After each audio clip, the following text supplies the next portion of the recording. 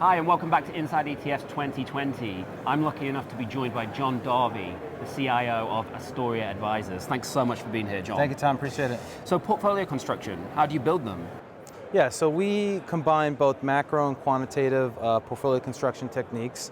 It's a 5-step process. So step one is we'll sit down with an advisor and we say, okay, what's the goal for the end client? Are you looking for growth? Are you looking for income? Okay, so we roughly know how much equities to put in the portfolio after that step. Step two is we say, okay, how much track and error do we want to take, right? How different do we want to be relative to some benchmark, okay? Depending on the answer, if somebody wants tight track and error, then we need to keep the portfolio consistent mostly of low-cost ETFs with a little bit of tilts to the portfolio. If someone's willing to take a little bit more track and error, then we'll include more factors in the portfolio, we'll include a little bit of alternatives, okay?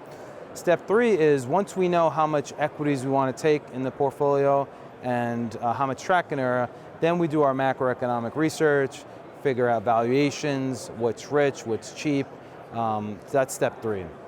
Step four is depending on where we are in the cycle, we'll know whether we want to have like a value tilt, a quality tilt, whether we want to capture the size premium. So that would be step four. Step five is where we then put all the ETFs that we roughly know what we want to own into a portfolio construction tool. And we use a lot of technology, a lot of software, and we just need to make sure that we're getting the right exposures, right? A portfolio of 10, 15 ETFs, you've got to make sure that you load it up into some system that clearly shows where your tilts are. After that, we just report in P&L, performance. We do follow-up calls with our advisors. Here's the portfolio, here's the credit quality, duration, factor tilts, attribution, risk-adjusted returns, Sharpe ratio. Very quantitative process, very robust. A lot of work with the advisor, hand-to-hand combat. So you've spoken about creating those portfolios. How do you then make them stand out? So that's a good question. So I have a research background. I spent 18 years working in research for Morgan Stanley, Merrill Lynch. So I'm very transparent with our portfolios. There's no surprises. We're telling you why we own each ETF. We have ETF due diligence sheets, 6 pages long, clearly defines the underlying criteria, why we picked that ETF, what the liquidity is, the bid offer. Extremely over communicate the investment process, okay? I mentioned that we put together factor attribution. We're very transparent with what we own, why we own it, what the anticipated, kind of holding period will be. So I think you gotta lead with content. Content's always been a differentiator for me personally.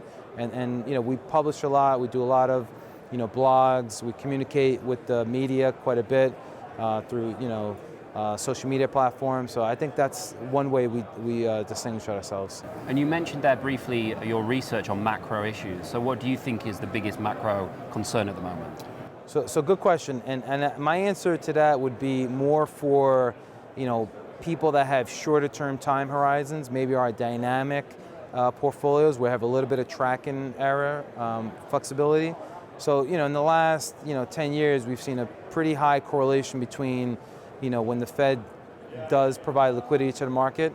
If you just look at days when the Fed's, buying bonds, stocks and bonds both do well, but, when the Fed's not actively, providing liquidity and purchasing bonds, the market doesn't react that strongly. So I think, at some point, this year, they're probably going to come to this point where they're not going to do this QE4 program that they're doing now.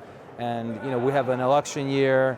I think there's, not going to be any kind of strong moves either way by the Fed to lower interest rates or hike interest rates. So it'd just be a really interesting period to see what the Fed ultimately does.